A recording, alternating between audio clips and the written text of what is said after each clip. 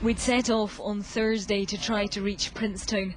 High up on the tors over Dartmoor, they've been cut off for the last 2 days. But JCBs had dug a route in through the snow, and we decided to try to make it.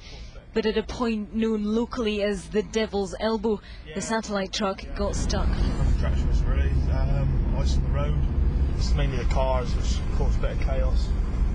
With the sun going down and the temperature dropping, the road behind us was too poor to try to go back down.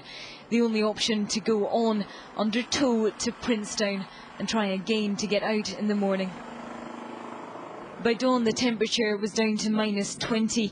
With the wind whipping in over the moors, it felt much colder. This is where Conan Doyle wrote The Hound of the Baskervilles. It's not hard to see where he got his inspiration. HMP Dartmoor was built here for a reason. Miles and miles of desolate moor in all directions. The isolation more forbidding than any prison walls. Which makes getting supplies in this weather difficult. Good morning, Allied Bakeries. This is Princetown Post Office. The village shopkeeper Paul Turnbull has been using his 4x4 to make it out to bring provisions back in. They're not lasting long. All right, you're having some fresh crumpets, were you? Very nice. Have you got any fresh crumpets for me? As you can see, we've got empty shelves. Last packet of croissants. We've just got a few of the bits of normal Kingsmill stuff. I've got to go down and get the supplies later. I've been in contact with Kingsmill Allied Bakeries, and they've said that we have to go and get the bread because they can't get it up here. The newspapers have made it in though, up to the village in 4x4, the rest of the way on foot. But this is what it really means to be cut off. Overhead, suddenly, the Devon Air Ambulance.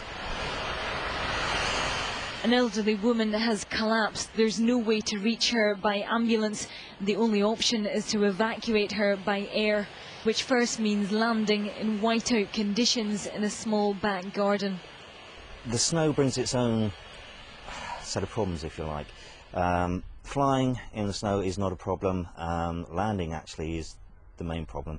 As you saw when we came in, we get a lot of recirculation, which gives you a whiteout condition when you're down to the last 5 or so feet. This